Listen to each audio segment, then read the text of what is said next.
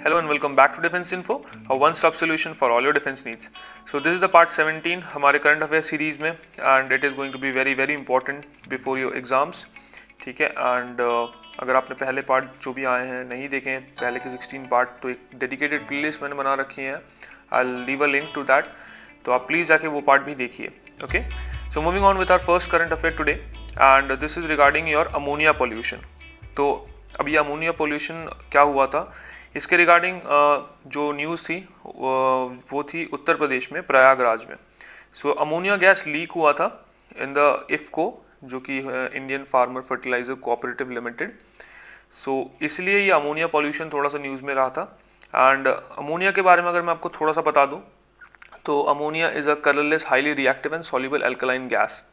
ठीक है एंड अगर ये एक्सेस हो जाता है एनवायरनमेंट में तो इससे क्या होता है नाइट्रिफिकेशन और डीनाइट्रिफिकेशन इंक्रीज हो जाता है. Okay contributing to greenhouse gas emissions which results in global warming and climate changes. So अगर आप देखें इस छोटे से एक इवेंट से एक सडन इंक्रीज हुआ एंड ऑब्वियसली ये छोटी छोटी चीज़ें ही होती हैं जो कि आपका ये green house gas and everything global warming में ये एड अप करती हैं. So that is why it becomes important कि आप ये चीज़ देखें कि first of all green house gases कौन कौन सी आप ये देखिएगा. ठीक है और कौन कौन से फैक्टर्स रिस्पॉन्सिबल है क्योंकि इससे बहुत क्वेश्चंस पूछे गए हैं. ठीक सो ये आपको खुद से देखना है, रिसर्च करो इसके बारे में खुद से. ठीक है moving on now this is regarding the Jyotiba Phule. So Jyotiba Phule आपको अच्छे से पता होगा ये कौन थे. ये सोशल रिफॉर्मर थे हमारे बहुत प्रोमिनेंट एंड रिसेंटली जो है इनकी 130th डेथ एनिवर्सरी जो है ये ऑब्जर्व की गई थी. एंड इनके बारे में अगर मैं कुछ बताऊं तो आपको नॉर्मली पता होगा सोशल रिफॉर्मर तो थे ही. ये जो है माली caste of gardener vegetable farmer से बिलोंग किया करते थे. तो बहुत एक छोटी जगह से आया करते थे, बहुत ज़्यादा इतने वेल नोन नहीं थे. बट इनकी जो एक चेंज करने की जो प्रथा चेंज करने की इनमें जो एक अलग से चीज़ थी ये इन्होंने करके दिखाई थी. ठीक है तो इन्होंने जो है 1873 में सत्यशोधक समाज इन्होंने फाइंड की फॉर्म की एक्चुअली इन पुणे. एंड ये सोशल रिफॉर्म किस चीज़ से फाइट करती थी. It actually fought for equal rights for depressed classes.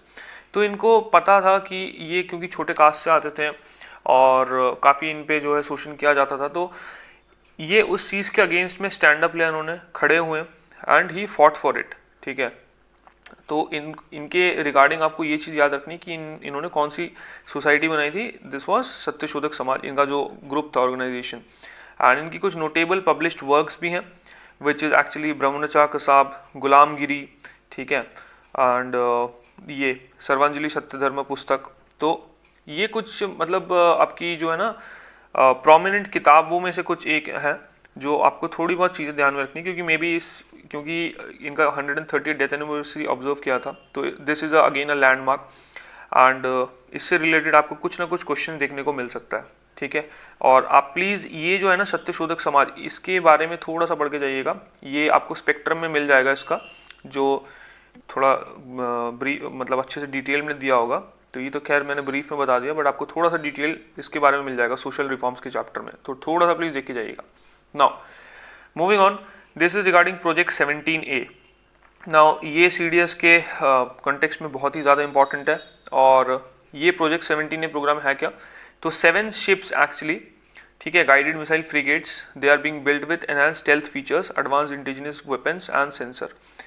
सो ये एक प्रोजेक्ट है जो कि किस पे काम कर रहा है, टोटल ऑफ 7 शिप्स पे इस प्रोजेक्ट के अंतर्गत. And recently Indian navy second project जो था हमारा इसके अंडर में 17A frigate Himgiri was launched by Indian ship builder garden rich ship builders and engineers GRSE जो कि कोलकाता में है. तो ये इसने लॉन्च किया है Himgiri. So you can see the image here and इससे रिलेटेड आपको एग्जाम में पूछा जा सकता है ईदर इन वन वर्ड कि और या मतलब कौन सी शिप आई है या कौन सा प्रोजेक्ट है या आपको जो है वो स्टेटमेंट फॉर्म में भी दे सकता है कि ये प्रोजेक्ट दूसरा कुछ दे दिया मे बी. ठीक है या इसका जो है ये चेंज कर दिया, इसका जो मैन्युफैक्चरर है ये चेंज कर दिया. तो इस तरीके से पूछा जा सकता है. तो प्लीज़ आप देख के जाइएगा ये. ठीक है हिमगिरी ये एक है missile frigate, guided missile frigates. Frigate और डिस्ट्रॉय में आपको डिफरेंस भी पता होना चाहिए. Okay now moving on this is regarding the Tharu tribe and again tribal questions पूछे जाते हैं and this is very important. तो अभी क्या हुआ था, थारू ट्राइब न्यूज़ में थी because your UP government it basically has embarked upon a scheme to take the unique culture of its ethnic Tharu tribe across the world, which is actually very good। ठीक है, वो काफ़ी लोगों को पता नहीं है, काफ़ी लोगों ने सुना भी नहीं होगा, but then that is why Indian government, like हमारी जो government actually UP government sorry, it is taking that initiative. So Tharu people they basically are an ethnic group indigenous to Terai region in southern Nepal and northern India. तो ये mostly रहते हैं उत्तराखंड, उत्तर प्रदेश, बिहार के आसपास रहते हैं, ठीक है, जो हमारे ऊपर का हिस्सा है। एंड ये सेलिब्रेट करते हैं फेस्टिवल जिसका नाम है Barna festival during the month of Shravan every year. So आप देख सकते हैं यहाँ पे जो कि थारू ट्राइब के लोग, कुछ उनका मतलब जो कॉस्ट्यूम रहता है या अटायर रहता है कुछ इस तरीके से रहता है। Okay, so this is regarding that. Now moving on your Chang'e 5। अब ये चेंगी 5 है क्या? सो चेंगी 5 बेसिकली एक मिशन है, ठीक है, जो अभी रिसेंटली आया वापस अर्थ पे। और ये किसका मिशन था? ये चाइना का मिशन था। एंड ये आप देख सकते हैं यहाँ पे है ना, चेंगी 5 इसने क्या किया, 2 kg ऑफ मटेरियल कलेक्ट किया है, ठीक है, फ्रॉम योर मून। और ये कहाँ से किया है? ये एरिया था north of the Mons Rumker known as ocean of storms.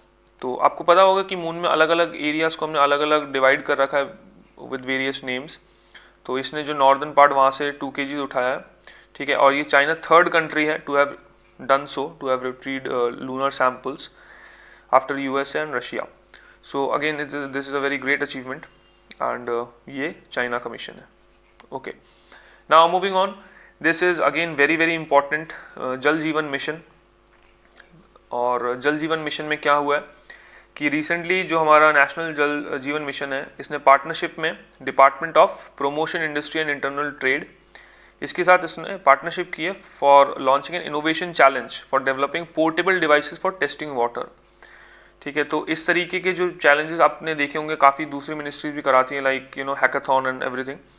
तो जल जीवन मिशन ने भी कुछ इस तरीके का करवाया जहाँ पे वो एक्चुअली मतलब जो हमारी पोर्टेबल डिवाइसेस होती है ना फॉर टेस्टिंग वाटर, वो बनवा सके। And basically this aims at providing a functional household tap connection to every rural household by 2024, जो हमारा जल जीवन मिशन है। And it is an upgraded version of national rural drinking water programme. तो पहले इसको जो है बोला जाता था NRDWP, ठीक है, rural drinking water programme, but इसको फिर उसने नाम चेंज किया है क्योंकि पता ही आपको इस गवर्नमेंट का तो काम ही है नाम चेंज करना। खैर, तो ये इस चीज़ के रिगार्डिंग है। Okay, now moving on, India international science festival 2020। Again this is a very very important thing, India international science festival. इसका जो है 6th एडिशन अभी हुआ था 22 से 25 दिसंबर के बीच में। And this is basically a festival to celebrate achievement of India scientific and technological advancements with students, innovators, craftsman, farmers and scientist and technocrats, ठीक है, from India and of course abroad also. And this was launched in 2015, इसको 2015 में लॉन्च किया गया था to promote science and technology. And ये आप यहाँ पे देख सकते हैं, ठीक है, science for self reliant India and global welfare. तो यहाँ पे आपने एक चीज़ फॉलो की होगी कि ये लास्ट ईयर जो हमारा रहा था 2020, काफ़ी टाइम से न्यूज़ में आपने देखा होगा ये आत्मनिर्भर वर्ड यूज़ हो रहा था। तो ये आत्मनिर्भर, पता है ये कुछ नहीं है, मतलब ये हर एक आप देख सकते हैं मिनिस्ट्री में इसमें वो कर रही है, तो इसमें भी वही सेल्फ रिलायंट पे बोला जाता है। क्योंकि कोविड का टाइम ऐसा चला आया था कि बहुत ज़्यादा मतलब इकोनॉमी पे टोल गया था, तो वहीं से ये कंसेप्ट आया है सेल्फ रिलायंट का कि हम खुद सक्षम बने, किसी पे डिपेंडेंट नहीं रहे। सो ये उसी के अंतर्गत है। And this is a very आप ये क्वेश्चन एक्सपेक्ट कर सकते हो मे बी, ठीक है, this is high chance like ये आ सकता है एग्जाम में। Okay, so moving on, now this is world current affair आप बोल सकते हो वर्ल्ड से, which is regarding your Tigray region Ethiopia. So ये इम्पॉर्टेंट क्यों था? अब इथोपिया आपको पता होगा एक जो है अफ्रीकन कॉन्टिनेंट में रहे, नॉर्दर्न अफ्रीकन उसमें आती है। And this Ethiopia was on the brink of a civil war. तो इसमें सिविल वॉर क्यों हुए थे, इसमें ऐसी कंडीशन क्यों आ गई, मतलब ये हो सकता था, मतलब almost it was on the verge. तो इथोपिया के जो PM है he announced that he had ordered troops to counter an allegedly violent attack by armed forces in the country in northern Tigray region. तो ये Tigray जो है Ethiopia, अगर आप मैप देखेंगे ना तो ये नॉर्दर्न पार्ट है इथोपिया का, एंड वहाँ पे ये चीज़ हुई थी जहाँ पे एक वायलेंट अटैक होने वाला, तो उसको काउंटर करने के लिए इन्होंने आर्मी भेजी थी.